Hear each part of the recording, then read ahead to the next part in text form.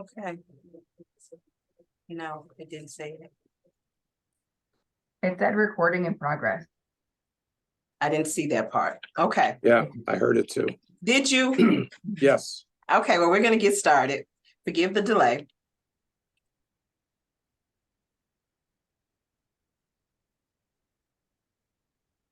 Hello, I'm Tony Johnson, Director of Dual Credit and Dual Enrollment Programs at Triton College.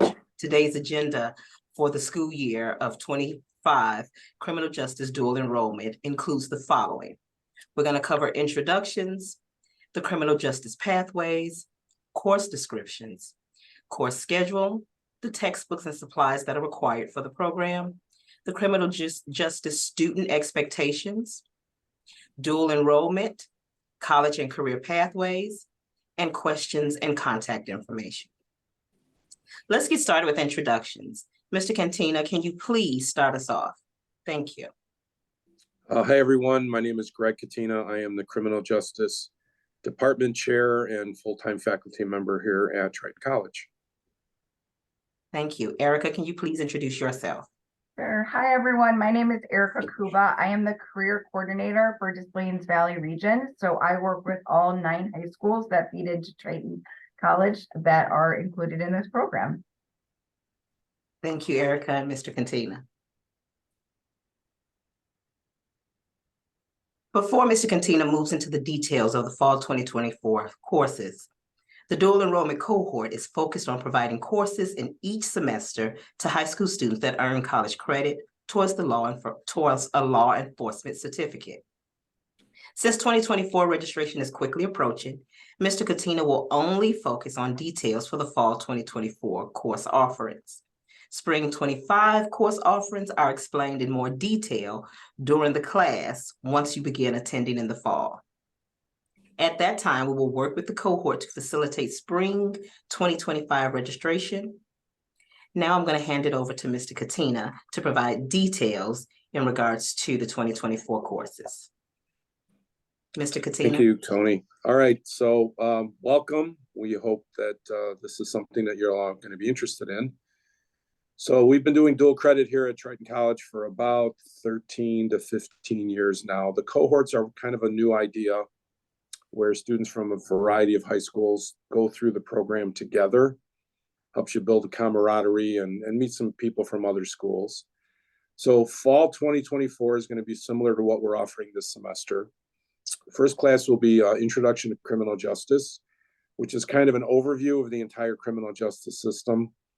We like to break it down that the criminal justice system is the 3 C's: cops, courts, corrections.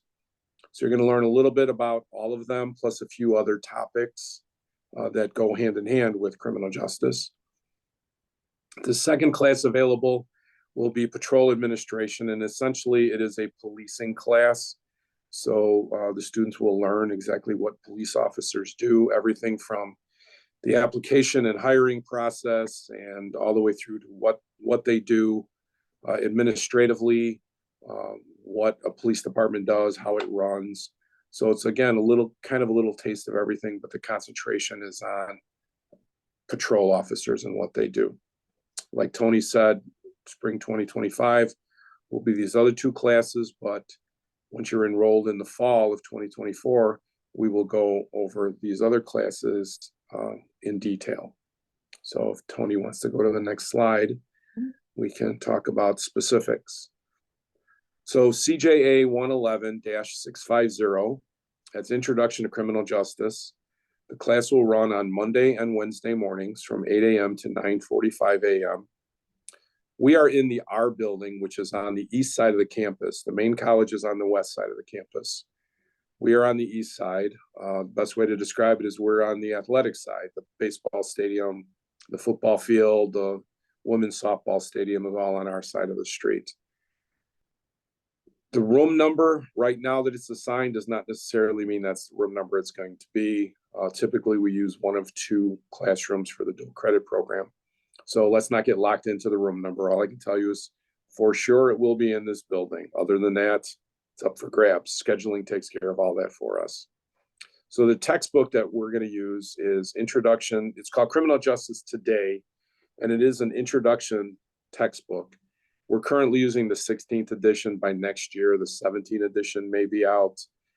But this is the book we've been using here for about 13 or 14 years. Every couple of years, the publisher updates it, and we will move up to the newer one. But they don't change that much. The world of criminal justice has not changed that much. Current events changes, but as far as how we do things and Supreme Court decisions and things of that nature, they don't change all that often. One thing that I will tell everyone is that starting in the spring of this year, so it will definitely apply to fall of 2024 classes, we are going to something called inclusive access, which means that you won't get a physical textbook anymore. All textbooks will be electronic. So I know that the high schools provide iPads or Google Pads or Chromebooks or whatever to the students. You'll be able to access the books completely online for the first time. If you choose to buy a paper copy of it, it's going to be between $20 and $30, but it'll be like a loose leaf folder kind of thing. I know everybody's used to electronic books nowadays, so everything starting in the spring of this year will be electronic. So if we want to move on to the next class, the second class will be patrol administration, which, like I said earlier, is strictly a policing class. That'll be Tuesdays and Thursdays from 8:30 to 9:45 again. Again, it will be in the R building. That's the only thing I can guarantee, but we're still not sure what room it'll be in, possibly 319. That's the textbook. It's called Policing America, Challenges and Best Practices. We're up to the 10th edition. Again, by next year, there could be an 11th edition. But this book, again, will be offered electronically. Any other materials that you may need will be provided by the instructor. So we make copies of court decisions or articles that we read that we feel are going to be important for your learning. We make copies of all that and we provide it for free. So the only expense for you or your high school is going to be the electronic version of these texts. I don't want to get locked into a price, but I want to say it's going to be about $10 a month. They're about $40 for the semester. They're really very reasonable.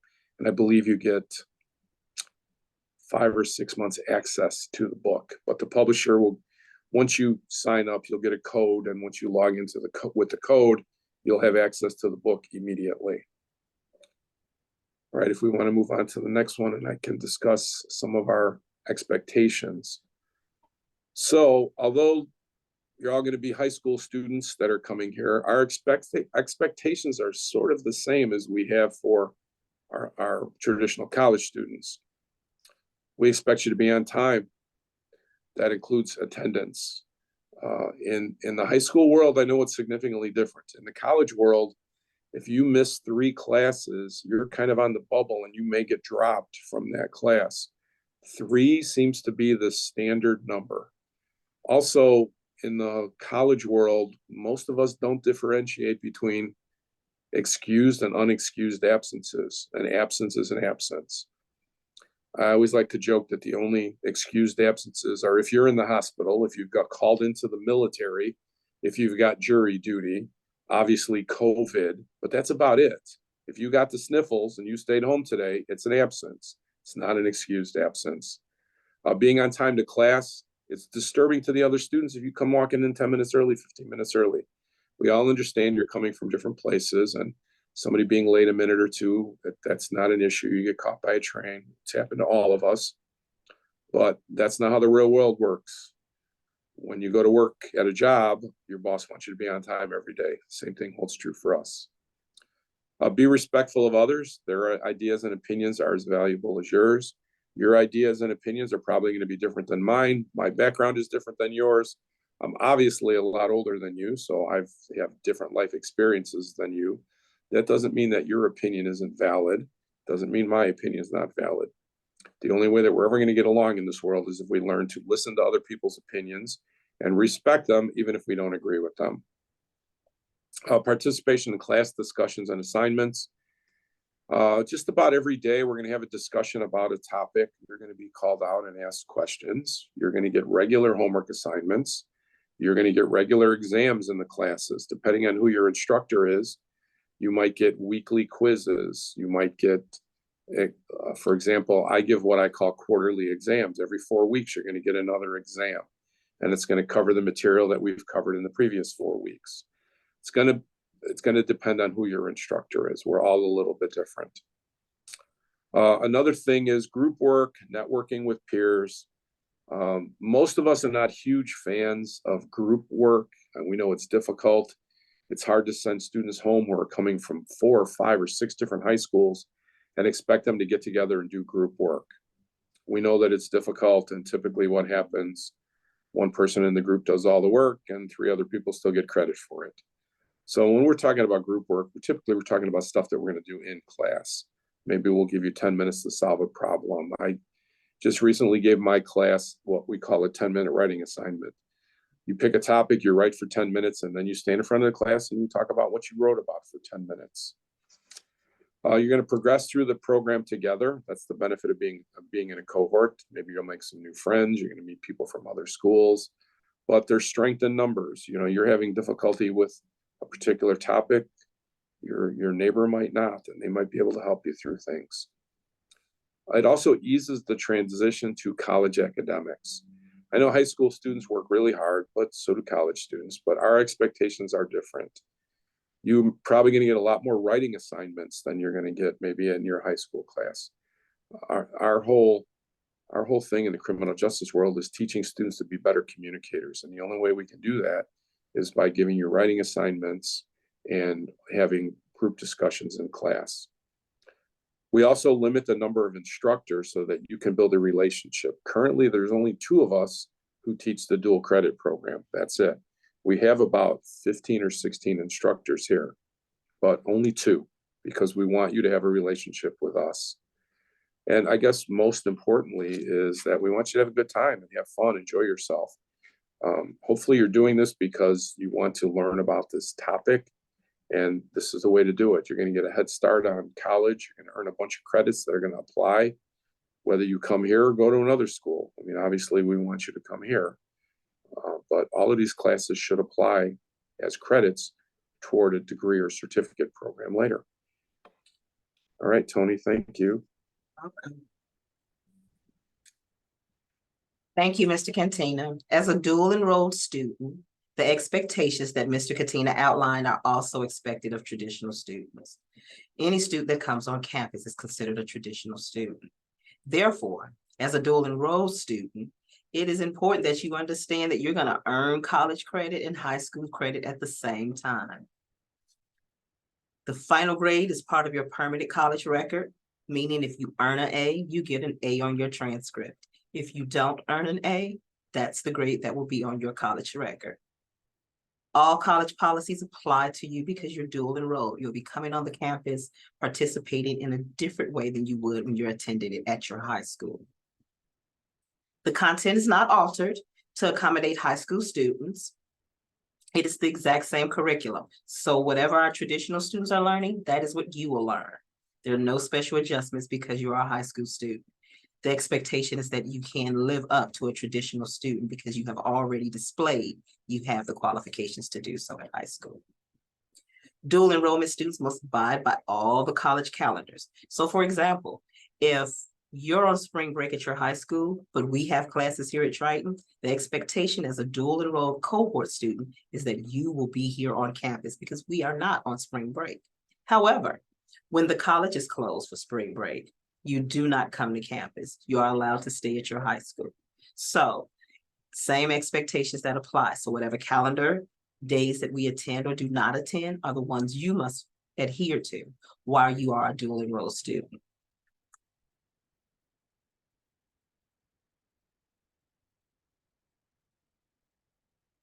Since dual enrollment students are considered college students, as I stated, the beginning of an official transcript, therefore, is crucial that you maintain a 2.0 GPA. This prevents you from having any issues in your future college experience. We don't want you to be on financial aid or financial aid probation, or that you are have unsatisfactory academic process before you become an actual college student. So Take it serious. It's not just for fun. It is actually for you to learn, have fun, as Mr. Cantina said, but at the same time, earn college credits that will be beneficial to you in your future college experience. And since all college compliance is applied to dual enrollment students, it is vital for dual enrollment students to pay attention to the drop versus withdrawal dates. What does this mean? Drop means the student must drop the class by the deadline that's outlined in the syllabus that Mr. Katina or his counterpart faculty member will display in the syllabus. It will be in there, so it is your responsibility to make sure you read the syllabus so you are aware of the dates. Official drops can be done at the welcome desk, which is in the B building. That's the place where you will also, after you become enrolled as a dual enrollment student, where you would get your college ID saying that you are a college student while you're still attending high school. It does not appear on your official transcript when you drop by the deadline outlined, or should I say detailed, in your college syllabus that Mr. Cantina will provide. Now, withdrawals, they occur after the drop date. The official withdrawal at the welcome desk building, you can do it there as well.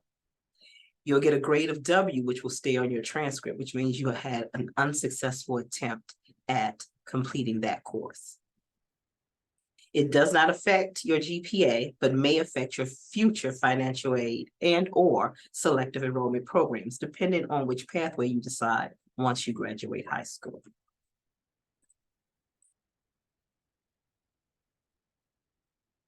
Also, an extremely important policy that we like to stress to all dual enrolled students, as well as our traditional students, is the FERPA Act. FERPA stands for the Family Education Rights and Privacy Act of 1974. This federal law prohibits Triton College staff, myself, Mr. Cantina, Driana Drake, and anyone in the early college office from informing anyone about your information, about your record, about your attendance, anything about you while you are a Triton College student in the dual enrolled cohort. We cannot share the information. However, if the student would like to provide permission to your parents, your guardian, high school counselor, you are required as a dual enrolled student to complete a FERPA consent form, which you can pick up and complete in the records office. The records office is in the B building, room 220. Lastly, we also like to make you aware of some important student services, but not limited to the Welcome Center. It's beyond the Welcome Center. We have other services that are here on campus designed to ensure students are successful. So we have the Educational Technology Resource Center. That's where you go to reset your password if needed, or to help you with any challenges you may be having with logging onto your portal. That consists also of the Blackboard. So if Mr. Cantina is using Blackboard, where you're usually housed your assignments, when you're turning your work, things of that nature, they can also help you with that login information. We have the Center for Access and Accommodative Services. In short, we call it CAS. That's just the acronym, just to make it easier when we're letting people know where they go versus them remembering the Center for Access and Academic Services. This department will help facilitate the transition of a high school student's IEP. So it is not automatic if you have an IEP, or for any students that do, it does not transfer automatically. Students are required to reach out to CAS to begin their process. They're really thorough with providing you with the details and all the information you need to submit. That way it allows Mr. Cantina and whomever is teaching the class for the criminal justice cohort to provide you with the additional accommodations you may need. We have the Academics Center that provides also, I forgot to mention, tutoring. So although they will help you, you can go there for tutoring. So if you're struggling, Mr. Cantina can't get to you, or you've met with him, but you still need a little additional service, you'll reach out to the Academic Success Center that provides tutoring assistance to all students. That includes dual enrolled cohort students. And it's also, before I forget, it's located in the A building. CAS is located in the A building. ETRC, which the technology department, is located in the A building. So it's a one-stop shop in regards to supporting you as you are on this journey as a dual enrolled student. It's in A100. Now, in short, your next steps, this include discuss with your parents and guardian, making sure that it is okay that you participate, let them know what you've learned. Secondly, you'll follow up with your counselor at the high school about applying to the cohort program. And lastly, if accepted, you must complete all the required paperwork by the required deadline set by the high school. The high school has a deadline in which they need to submit information to us in a timely manner, so they will establish a deadline in which you must submit it to them. Now, I would like to hand it over to Miss Erica Kuba, so that way she can tell you about some wonderful things that's going on Fridays. Guys, like I said, thank you so much, Tony. My name is Erica Kuba, and I am the career coordinator for Des Plaines Valley Region. So I actually work with all of your high schools. So anyone who's on this call, I'm able to work with you. And what I oversee a couple different things, but one thing I oversee is college and career pathway endorsement. College and career pathway endorsements are unique in that Governor Pritzker just signed a bill in May of 2022, helping students become more successful with post-secondary success. So whether you want to go right into industry or you're going to go to a post-secondary institution, this program will help you prepare for that. And with that, there's a lot of employability, essential and technical skills that you'll learn. Criminal justice students who are in this cohort will have the ability to earn this college and career pathway endorsement. This endorsement will go on your transcript, similar to the seal of bioliteracy, and it will tell your employees or the schools that you're applying for that you're a Dean's List student, essentially. It's saying you're the cream of the crop. You know everything about this discipline, which in this case would be criminal justice. So in order to get a college and career pathway endorsement, there are a few qualifications. So you do have to participate in 2 team-based challenges, 2 career exploration activities. You have to prove that you're math and English ready, and then you will participate in 60 hours of work-based learning. There's many benefits that come with this endorsement. A few of them are industry connections, the essential skills that you'll learn, reduced tuition costs, scholarship opportunities, and helping build your resume. So to earn the college and career pathway endorsement, what we will be doing is Fridays, you will be having a Friday class. Tony, if you can go to the next slide for me. Absolutely.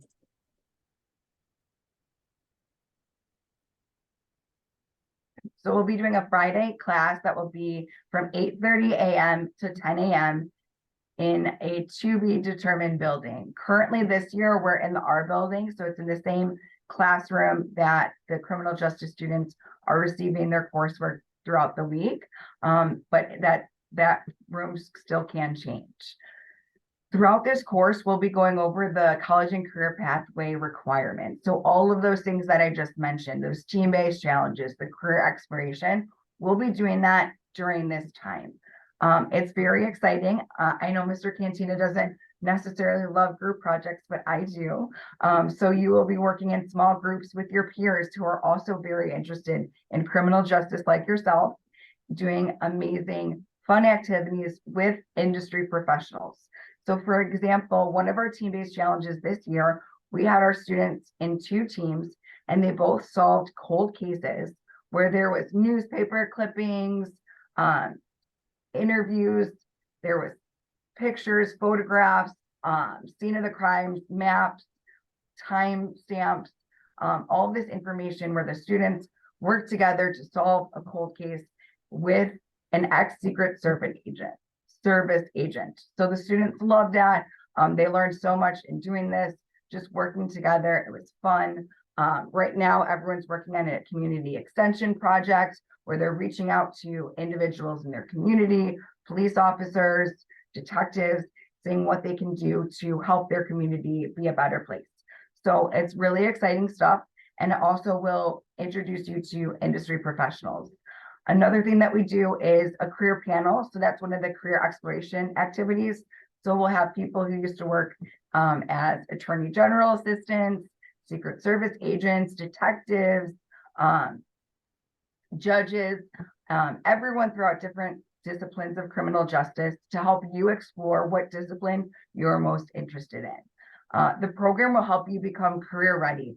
So we're really going to be working on skills like building your resume, practicing mock interviews, discussing what LinkedIn is, discussing about branding to help you prepare. So when you're able to go out into the workforce, you feel like you're ready. In addition, in the spring of this course, on Fridays, you'll be going out and doing job shadows and potentially a work-based learning placement. As Mr. Cantina and Tony have already stated, there are requirements for this class, whether it's attendance, coming on time. You have to prove that this is something that you're ready to do. But the job shadows would consist of doing ride-alongs. I know I have students right now currently who are doing ride-alongs. It's very exciting. And then if you do that for 60 hours, plus the team-based challenges, plus the career exploration, which is all embedded in this class, then you would receive the college and career pathway endorsement. So it's a great program, a great opportunity, and I'm so excited to be doing it this year with our students, and I can't wait to do it with you guys.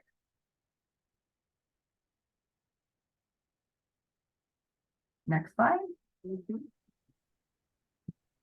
So, thank you. At this time, if anyone has questions as you proceed in trying to make a decision, feel free to email earlycollege@triton.edu.